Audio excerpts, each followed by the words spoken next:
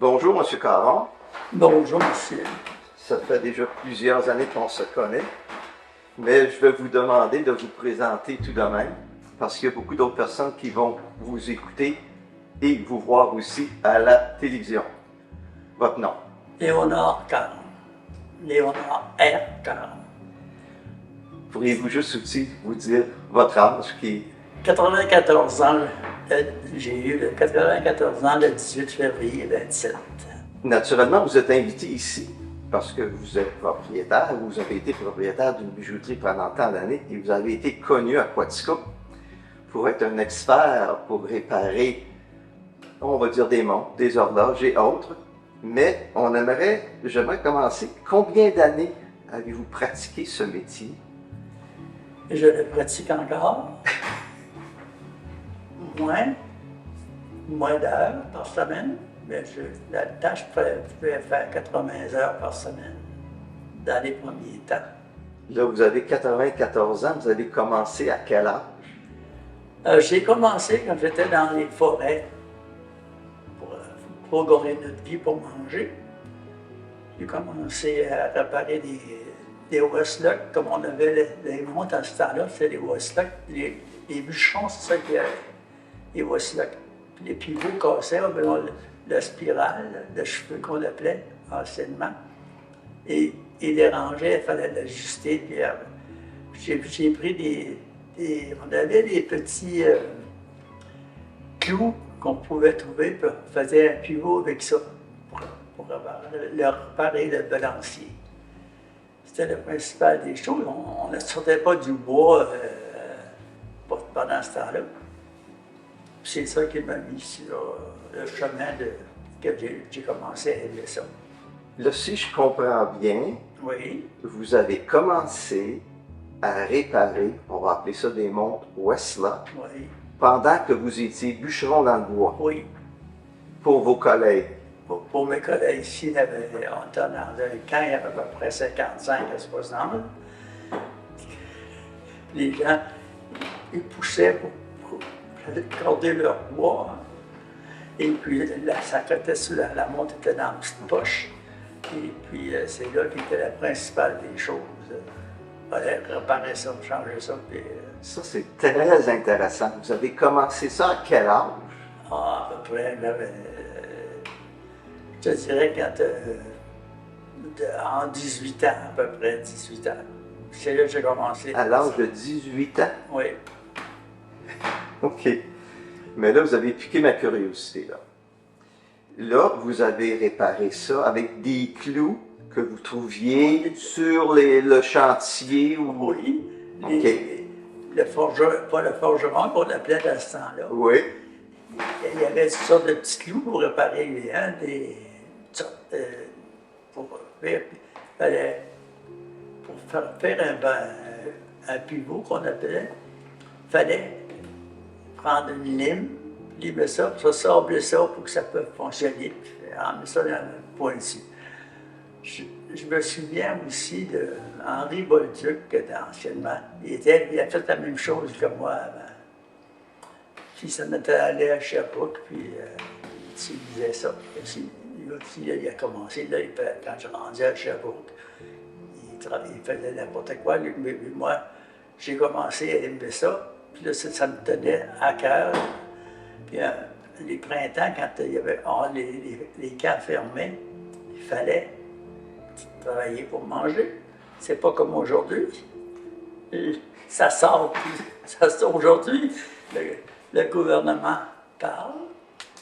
Ah, je vais t'envoyer un chèque pour... c'est toutes des choses comme ça. Dans ce temps-là, on n'avait pas. Là, c'est exceptionnel, cette histoire-là. Je vous avoue que c'était pas très connu. Vous venez de nous faire connaître le début de votre métier, si vous me permettez. Là, vous étiez un créateur, vous faisiez de la création avec pas grand-chose. Rien. Oui, mais là, qu'est-ce qui vous a motivé par la suite à continuer et quelles ont été les étapes pour vous rendre où ce que vous êtes aujourd'hui de ce moment-là? C'est pas, vous devez avoir eu une formation, ou puis c'est ça, je veux tout savoir. Allez-y, commencez là. Vous sortiez des chantiers. Et puis, on était le voisin du bijoutier. Puis, il y avait un monsieur qui avait une cinquantaine d'années dans le temps. Puis, il était bien gentil. Puis, moi, j'allais travailler dans un magasin de meubles en attendant que ça reprenne. Ça devient normal, tu sais. Oui. Et je parlais, puis je lui demandais toutes sortes de petites choses. Puis comment ça s'apprenait pour faire changement de ça. La différence entre une montre et une Westlock, il y a de grosses différences. C'est à peu près le même système, mais c'est empierré. Hein? OK. Il y a des pierres, comme on dit. Puis un axe, puis on appelle ça un axe de balancier. Puis là, je disais, je peux-tu boire un peu? Oui. Et qui était ce bijoutier? Monsieur Morin, mais là, je sais pas. Un monsieur Morin? Oui. Qui habitait Quaticook à l'époque? Non, moi j'habitais à Hôtel-Muscoaton à ce temps-là. C'est-à-dire que tout a commencé dans Oui. le nord du Québec Oui, avant de venir à Quaticook. oui. Quand j'étais marié, il fallait que je trouve l'ouvrage pour faire vivre mon épouse. Je l'avais dit, mon épouse, je t'ai marié pour te faire vivre. C'était le principal des choses. Parce qu'elle sortait, elle avait travaillé 8 ans en salle d'opération à l'hôpital OK. de Notre-Dame-du-Lac. Et puis c'était une place que j'aimais aussi. Mais là, il fallait sortir de ça. Puis quand j'arrivais à Quaticook, c'est une chose, ils nous appelaient les pièces rapportées. Lorsque vous avez quitté le Témiscouata pour Oui. vous établir à Quaticook, c'était en quelle année? 56. Et là, les gens de Quaticook vous appelaient? Les rapportés, quelque chose comme ça. C'était le nom qu'on vous donnait à l'époque. Oui. OK. À Quaticook, vous vous êtes établi en tant que bijoutier au départ ou? Non, Non. Je n'ai pas un bijoutier au bord. Je demeurais en haute transition. C'est là que je me suis mis à avoir quelqu'un parce qu'il y avait des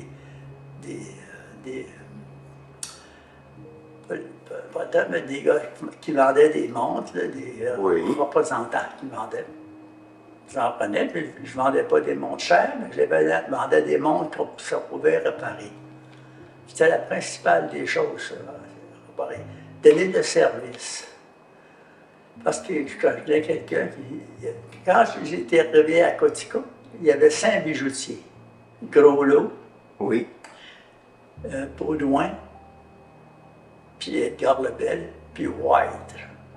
White, c'était un monsieur qui était smart, c'était un Anglais, mais qui était smart. Et à part de ça, lui, il vendait des lunettes, puis il réparait les verres, tu sais, quand tu avais besoin d'une loupe, quelque chose comme ça. On allait voir pour avoir quelque chose. Si vous me permettez un petit aparté, M. Caron, c'est intéressant parce qu'en 1950, Oui, vous parliez de réparer.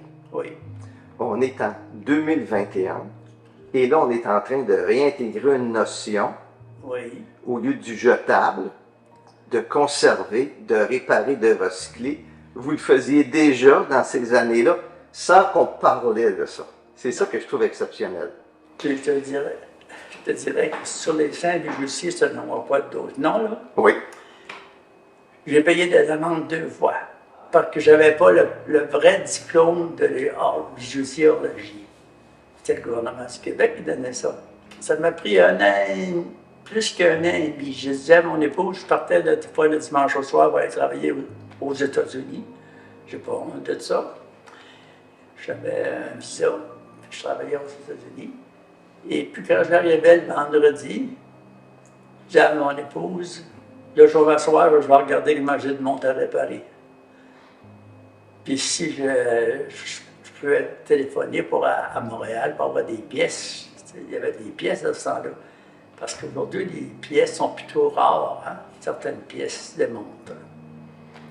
Et puis je disais à mon épouse, quand je repartais le lundi, des fois je partais dimanche au soir, mais surtout le lundi matin.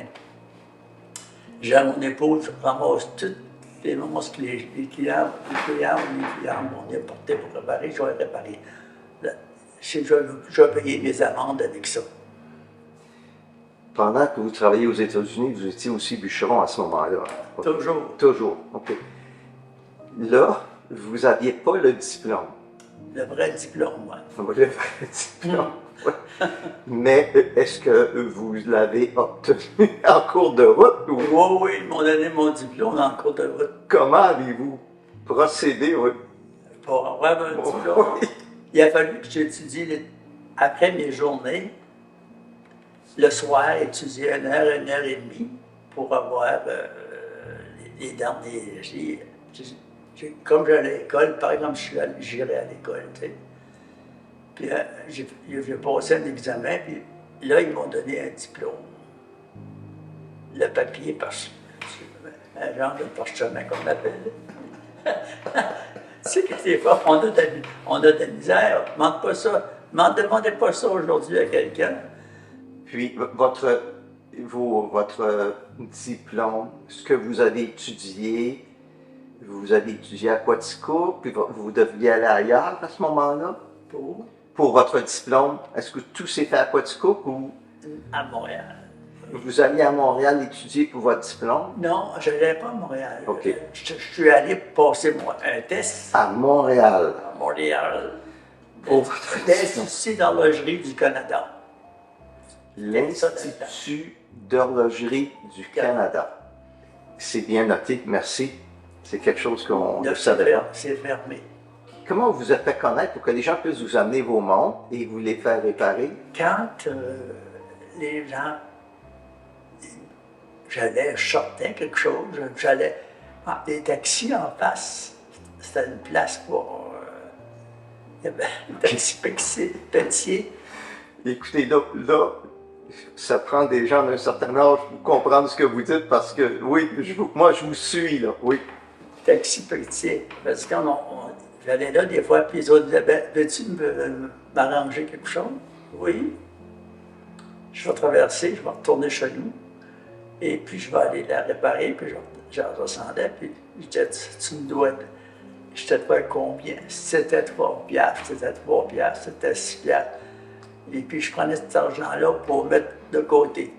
J'en prenais pas ça sur ma paye de bois ou d'autres choses, parce que ça passait comme ça.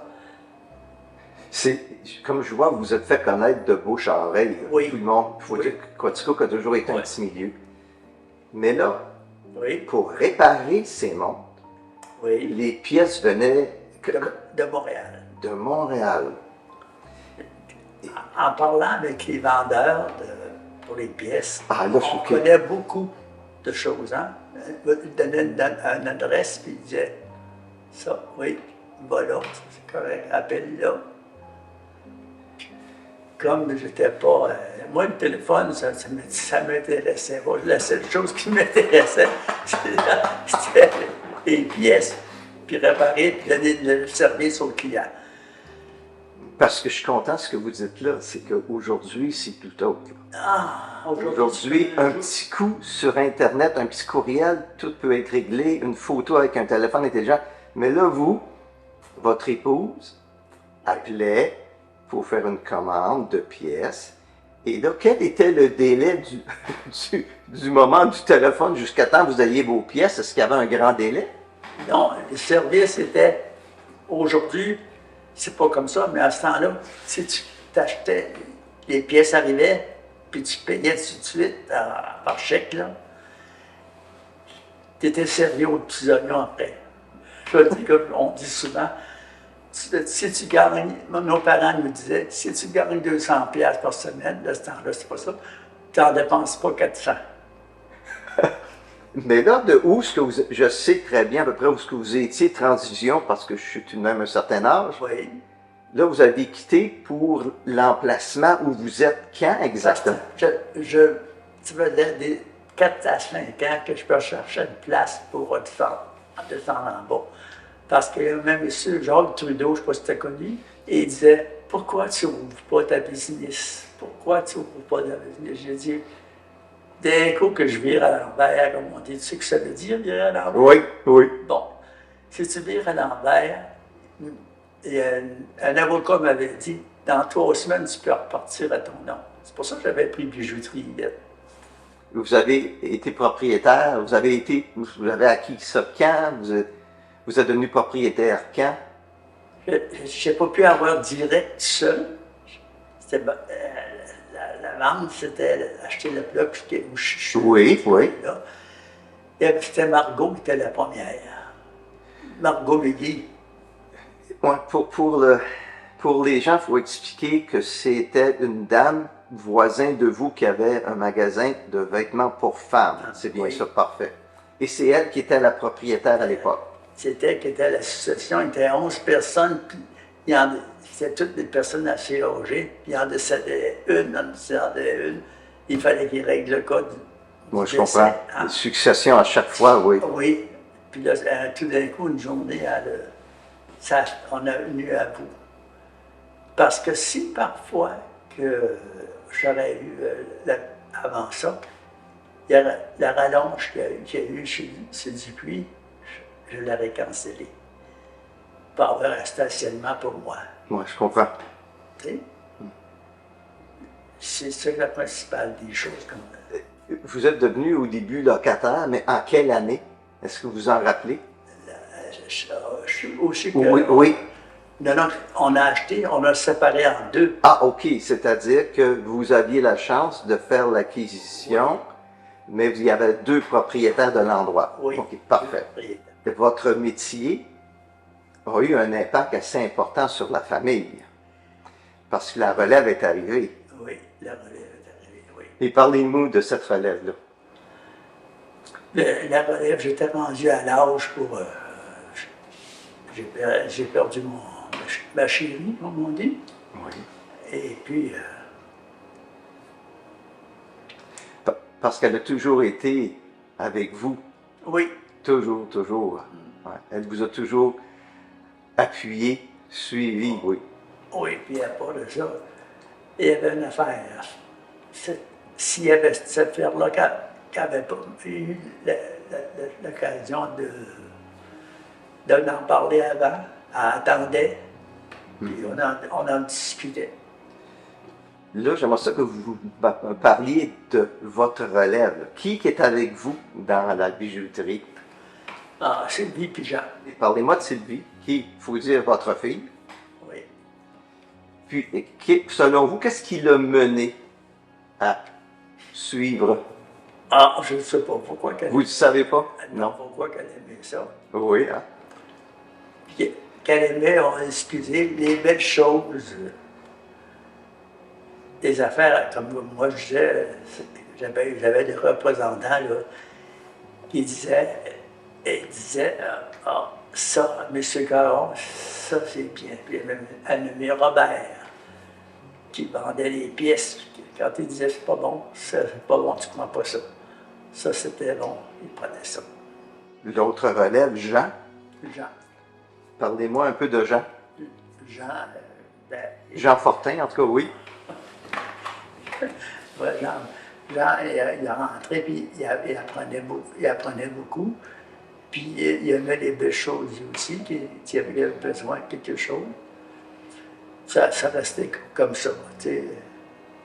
Il restait pas des choses. Puis tu lui disais quelque chose, puis il faisait réellement qu'est-ce qu'il y en a. Mm-hmm. Puis aujourd'hui, il a appris de son beau-père un peu. Comme ça. Il suit, disons qu'il suit vos traces. Il suit le chemin. Le chemin.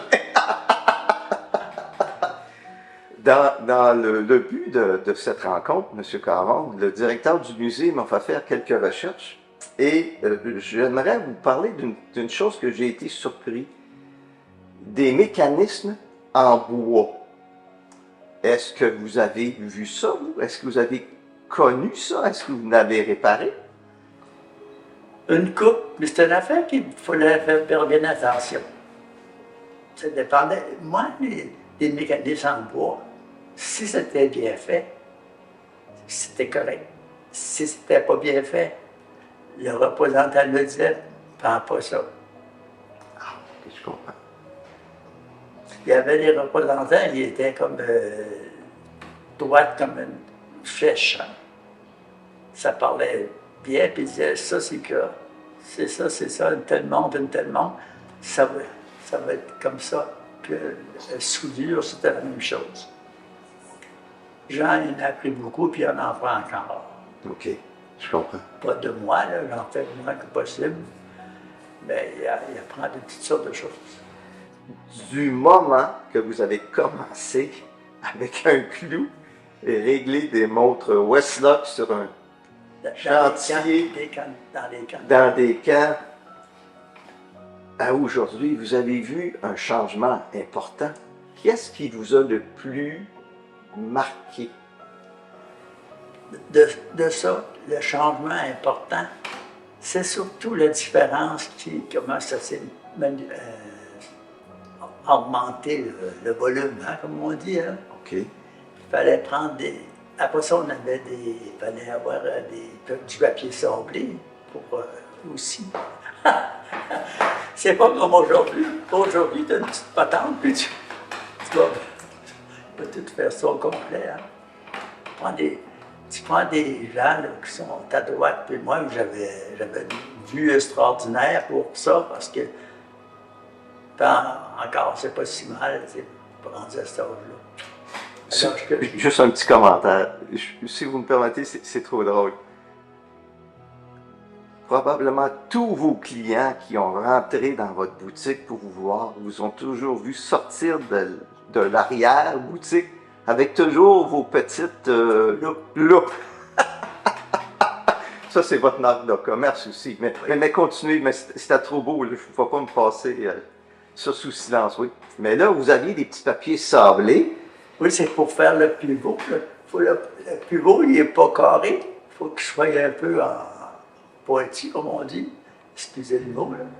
Tu sais, il fallait que tu limes, là, puis ça sablé pour que ce soit le pivot.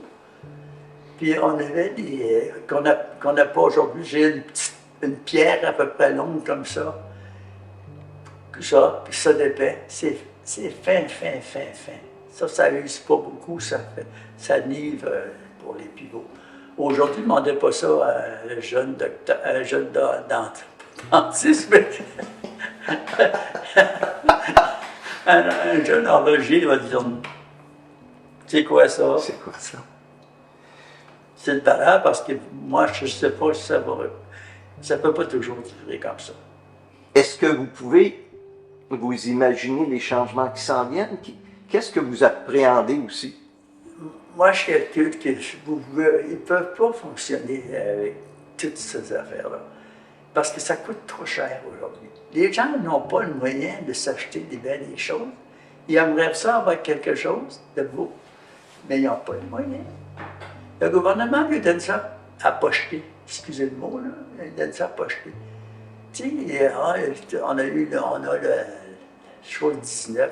Ça fait que un an et demi, ça dure. Mais ça quoi? Ça ne change rien. Ah, on va donner 52 millions pour faire des choses. Et ça, les gens, là. Non.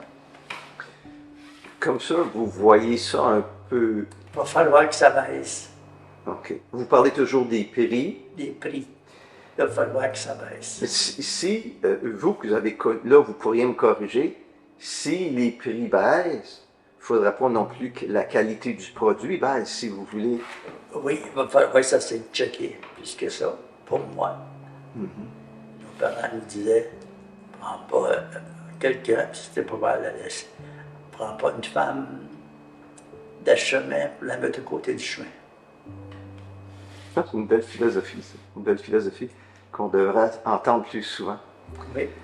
Là, vous m'avez piqué ma curiosité au Okay. tout début, parce que vous aviez des pénalités, des amendes, à cause que vous n'aviez pas votre diplôme. Le vrai diplôme. Le vrai diplôme. Aujourd'hui, est-ce que ce diplôme existe encore? Oui, parce qu'il faut que tu ailles encore étudier pour avoir. Il y a bien des gens comme Jean, il n'a pas besoin d'un manière qui est habitué à travailler. Puis, il y a un type qui va, quand il va à Montréal, qui a besoin des choses, s'il va avoir un bon renseignement, il va aller voir le type comment est-ce que je peux faire ça? Ouais, je comprends. Tu sais, Des conseils. des conseils. C'est la principale des choses, les conseils. Tu sais, pareil comme toi, si tu rentres à la vie, tu dis, moi, je vais avoir une telle chose. Est-ce que tu l'as déjà fait? Est-ce que tu t'es habitué à en faire? Ça, c'est tout ça, aujourd'hui, qui manque. Là, vous avez dit 94, vous avez commencé à 18 ans. C'est impressionnant. Impressionnant. Mais quand tu commences, t'aimes ça. Vous êtes un passionné en plus, là. Oui. J'aurais pu me coucher à 3 heures du matin si j'avais une montre à réparer, qui était dure pour savoir où se va la pièce. OK? Tu sais, des fois, il y a les gens venaient, les montres étaient montées à l'envers un peu. S'il y a une pièce qui n'est pas à sa place, tu ne peux pas faire rien avec ça. J'ai un type en ville, j'avais vu une pièce à la télévision. Puis à ce temps-là, c'était pas comme aujourd'hui. Puis il m'arrivait avec le modèle pour me faire cette pièce-là. Et puis, c'était un tube en or blanc avec une percée. C'était trouvé, la première des choses. Puis la replier en cette longueur-là, j'ai fait ça. Je ne sais pas si le type l'a perdu. Je n'avais fait un, mais je n'ai pas vu ça, c'est bien.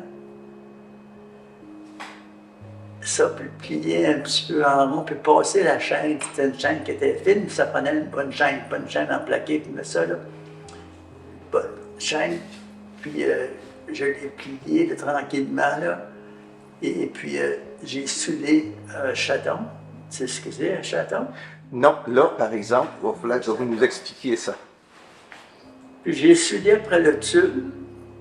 Puis le type, il voulait avoir un diamant de 40 points. J'ai soudé ça, puis il cherche ça. À mon neveu, j'ai fait une plaque en or parce qu'il était diabétique. Puis je l'ai percé, puis il m'en restait un morceau, puis je pense que genre, c'est serré. C'était épais pour plier, c'était la même chose. J'aimais ça, faire ça.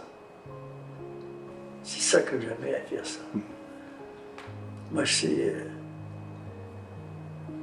y avait d'autres choses, j'aurais dit non. Si j'avais cet ouvrage-là, j'aurais dit à ma chérie, pour le moment, il faut que je fasse ça. Écoutez, M. Caron, ça a été une expérience et un témoignage très intéressant. Merci beaucoup. Ça fait partie d'un projet que le musée avait préparé depuis très longtemps, ce qu'on appelle des métiers traditionnels. D'autres vont appeler ça des vieux métiers. Moi, j'aime mieux traditionnel parce que la tradition se poursuit dans le temps. Et je vous remercie énormément d'avoir participé. Sur ça, prenez soin de vous.